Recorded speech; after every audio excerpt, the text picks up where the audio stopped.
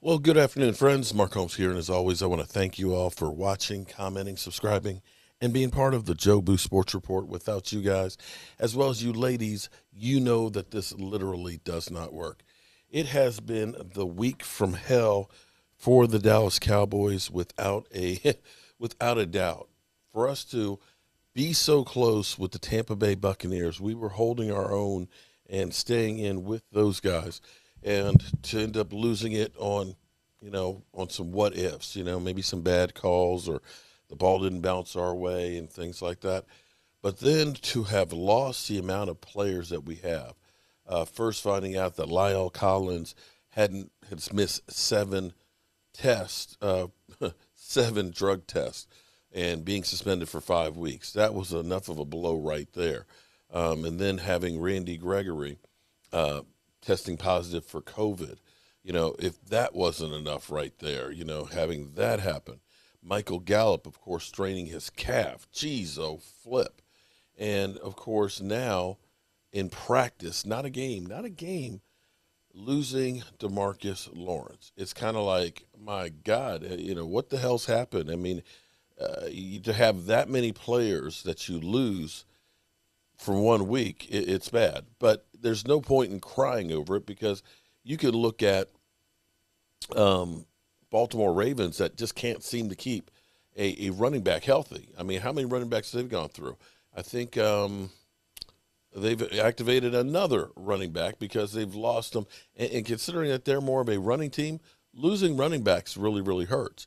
And, this is what you have to unfortunately plan for, is losing players.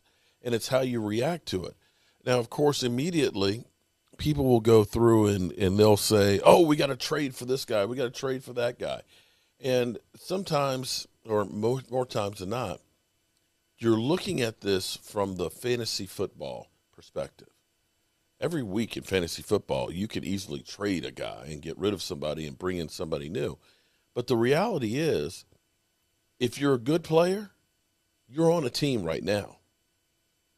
There aren't like just great players that you can just plug in immediately and think they're going to be able to take care of a great player. And regardless of how you feel about DeMarcus Lawrence has had more forced fumbles, I believe, over the last few years than anybody else. He has been a tremendous run stopper. And the fault of the problems of the defense, and the defense has had many problems, you can't point to him and say they're all based on him. He's been one of the few pieces that you look at and say they've been consistent. I know the sack numbers aren't there, but as far as developing into a team leader and being that mentor and stuff on the field, being able to stop the run and keep constant pressure, he's been the least of the worries. And losing him for any length of time does hurt.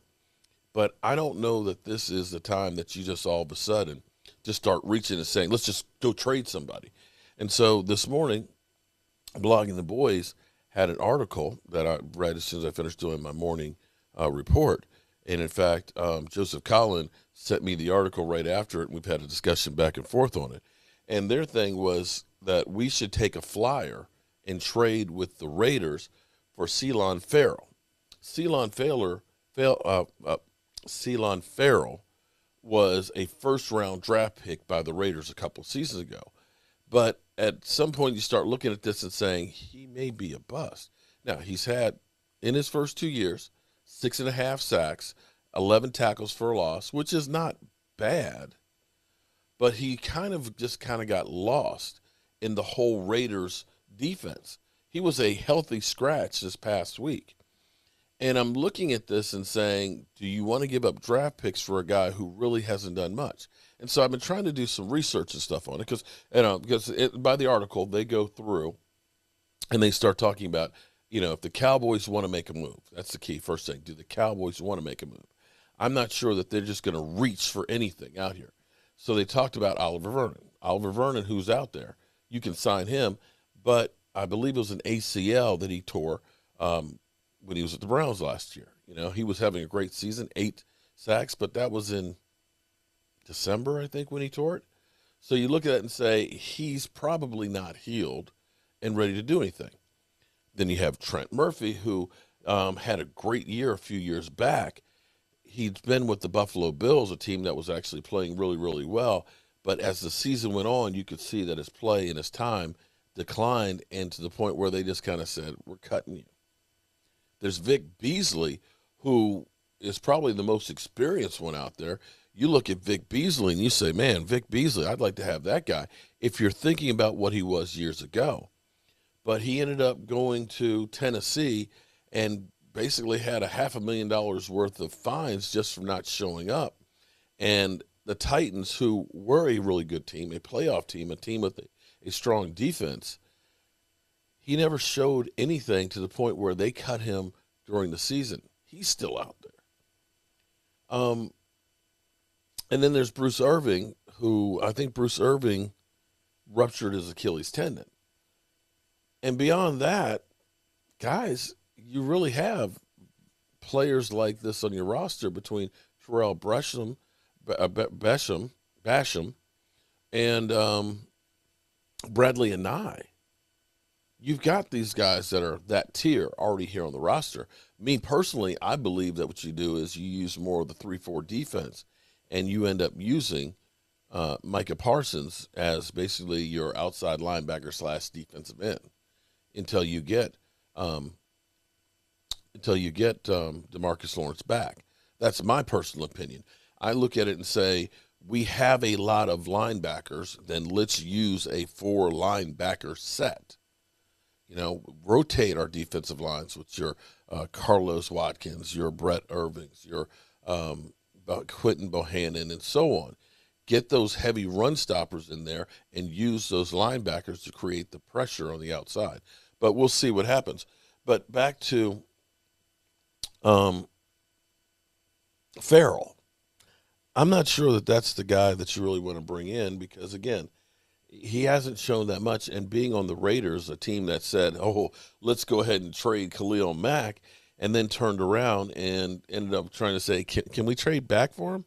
That whole organization is kind of a poot screw, and I guess somewhat regards you look at it and say, maybe you can do something to turn it around. But the problem is this is a short-term problem. You should be getting Randy Gregory back probably after this game, which is great. And, of course, DeMarcus Lawrence, you'll be getting back hopefully by November. And so you need an impact guy right now. Well, the problem with Farrell is this. As I'm going through and looking at some of the articles and stuff on it,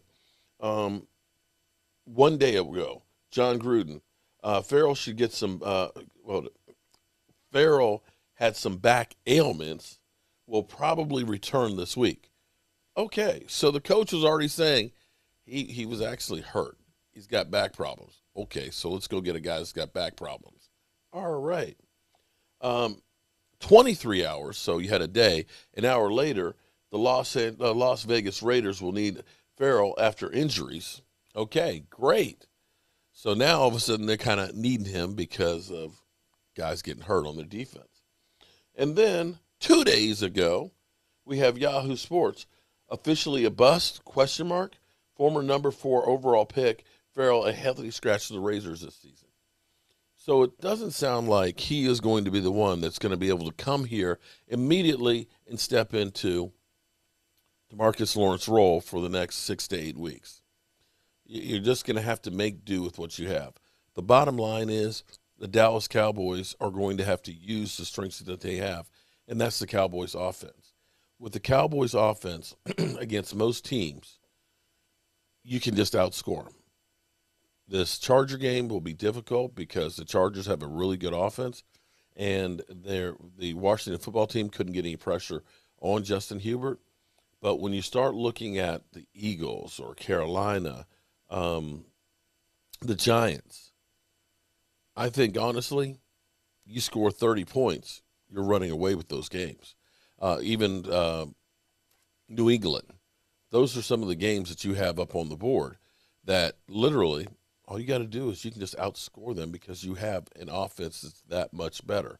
I don't see Carolina being able to score 30 points. I don't see the Giants, and Lord knows, I think the Washington team may faceplant Daniel Jones. I know the Giants have been sweeping Washington every year, but that offensive line that they have is terrible.